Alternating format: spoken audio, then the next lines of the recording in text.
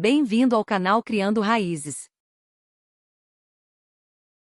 Série Desbloqueando a Bíblia. Escavando a Bíblia. Os eventos da Bíblia ocorreram na história, em lugares reais com pessoas reais. Mas as nações, exércitos e governantes da Bíblia, juntamente com os músicos, carpinteiros e professores, desapareceram há muito tempo. Como era o mundo deles? A arqueologia nos ajuda a reconstruir o mundo bíblico. O estudo de coisas antigas, que é o que a palavra arqueologia significa, envolve conhecimento de história, geografia, linguagem, dinheiro, guerra, biologia, cerâmica e até medicina. Os estudiosos podem peneirar cuidadosamente as ruínas de uma cidade ou um local de sepultamento ou mesmo um depósito de lixo.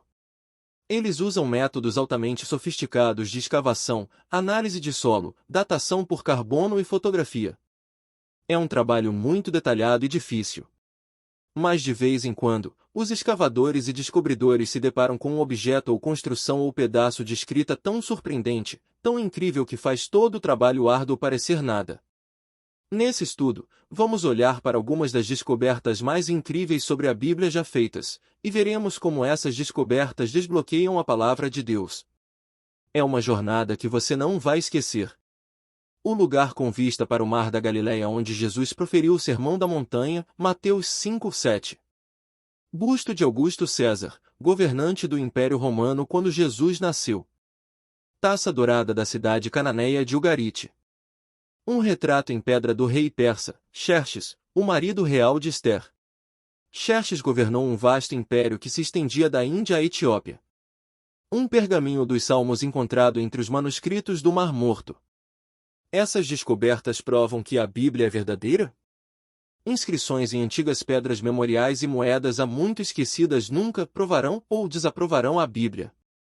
Mesmo que todos os fatos históricos fossem comprovados sem dúvida, o coração da mensagem da Bíblia deve ser aceito pela fé. As descobertas da arqueologia nos ajudam de outras maneiras. As descobertas arqueológicas demonstram a precisão dos escritores bíblicos. À medida que novos documentos são encontrados ou novos artefatos são descobertos, a confiabilidade do registro bíblico é confirmada repetidamente. Evidências do mundo antigo nos ajudam a entender melhor o contexto cultural e histórico da Bíblia. Aprendemos como as pessoas viviam, trabalhavam e pensavam. Podemos entrar em seu mundo e entender a mensagem de Deus com mais clareza. A arqueologia nos ajuda a desvendar alguns dos enigmas da Bíblia. Questões políticas ou históricas são frequentemente resolvidas ao examinar documentos relacionados ou descobertas surpreendentes do mundo bíblico. As pessoas da Bíblia ganham vida em nosso pensamento. Quando vemos o tornozelo de um homem crucificado ou a prisão onde Paulo estava acorrentado ou um objeto do magnífico templo de Herodes, os relatos bíblicos ganham nova vida. A arqueologia afirma nossa confiança na veracidade da Bíblia, mas, no final, confiamos no Deus vivo como a fonte da verdade, não em algum relicário do passado. Uma imagem do deus cananeu, Baal. O selo Lê, pertencente a Jeoacás, filho do rei, e retrata um galo de briga. Os estudiosos não têm certeza de quem era Jeoacás, provavelmente um filho menor de um dos reis de Israel. Uma caixa de marfim esculpida, encontrada em Megido. Peneirar cuidadosamente a sujeira, destruição e detritos de um local antigo requer paciência e trabalho tedioso. Cada artefato significativo é fotografado, catalogado e meticulosamente preservado para estudos futuros. Esta etiqueta de escravo romano estava presa a uma coleira de ferro e pedia que o escravo fosse devolvido ao seu dono.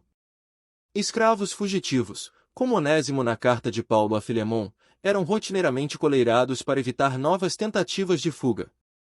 Fugitivos persistentes eram marcados na testa com um F de fugitivus, fugitivo. Um pote em que os manuscritos do Mar Morto foram guardados. O clima seco em torno do Mar Morto preservou os pergaminhos de couro por mais de 2000 anos. A representação de Michelangelo do dilúvio no teto da Capela Sistina em Roma. A história do dilúvio babilônico. Você já ouviu a história de Noé e a Arca desde criança, mas e se você encontrasse outra história do dilúvio, de outra cultura, e em uma língua antiga? George Smith, um explorador e especialista em línguas britânica, encontrou exatamente essa história, e isso causou uma sensação mundial. Smith estava no Museu Britânico peneirando tablets de argila recuperados da biblioteca do rei assírio, Assurbanipal, quando ele veio através de uma passagem incrível. Ele se viu traduzindo uma história do dilúvio muito como o relato bíblico de Noé e o dilúvio. Ele ficou tão animado que arrecadou dinheiro para voltar a Nínive a fim de encontrar o resto dos tablets, e incrivelmente ele conseguiu. A história do dilúvio babilônico é contada no 11º tablete de um poema muito mais longo chamado O Épico de Gilgamesh. Você pode ler o poema inteiro online ou retirado da sua biblioteca local. Gilgamesh aparentemente foi um rei real na terra antiga de Suméria, de 2700 a 2500 a.C. Lendas surgiram em torno deste rei heróico e eventualmente a história se tornou um dos grandes épicos da cultura. Podemos confiar nesse relato babilônico? De jeito nenhum. A versão babilônica é simplesmente uma memória corrompida do dilúvio real, e essa conta é preservada com precisão em Gênesis 6:9. Tablete do 7º século a.C. em que Utnapishtim, o Noé babilônico, e sua esposa contam a Gilgamesh sobre sua experiência no grande dilúvio. Histórias incríveis do dilúvio. A história do dilúvio babilônico não é a única narrativa desse evento fora da Bíblia. Mais de 200 lendas do dilúvio foram encontradas em culturas de todo o mundo. Na lenda grega antiga, os heróis Deucalião e sua esposa Pirra entraram na arca e o deus Zeus enviou 9 dias de chuva tão torrencial que esculpiu a atual península grega. Os índios toltecas do Antigo México acreditavam que um dilúvio destruiu o mundo 1716 anos após sua criação. Apenas algumas pessoas escaparam em um baú de madeira fechado. As lendas são tão numerosas e de culturas tão diversas que não poderiam ter sido simplesmente copiadas umas das outras. Além disso, as lendas foram registradas muito antes de os missionários trazerem qualquer conhecimento do relato bíblico do dilúvio para essas culturas. James Perloff faz algumas comparações surpreendentes. Em 95% de as mais de 200 lendas do dilúvio, o dilúvio foi mundial, em 88% uma certa família foi escolhida para sobreviver, em 70% a sobrevivência foi por meio de um barco ou jangada.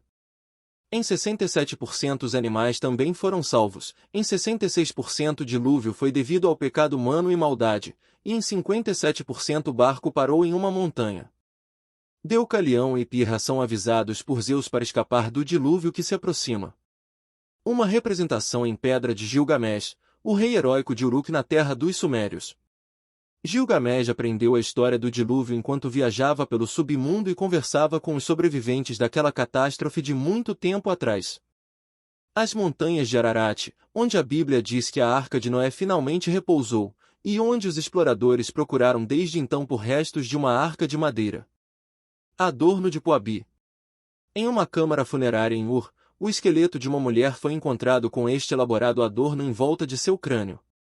A peça é feita de lápis lazuli, cornalina e folhas de ouro marteladas até ficarem finas como papel, e se assemelha a uma árvore em flor. É tão impressionantemente bela agora, como quando foi feita há 45 séculos. Perto do corpo da mulher havia um pequeno cilindro de argila identificando-a como Poabi, uma das rainhas de Ur. Os descobridores também encontraram os restos de 12 mulheres jovens na câmara, servas e companheiras viajando com a rainha para outro mundo. Talvez Sara, a bíblica, ainda considerada bela aos 65 anos de idade, se adornasse com joias semelhantes. Uma das mais belas peças de arte encontradas em Ur é esta figura de um bode decorada com ouro, prata, lápis lazuli e conchas.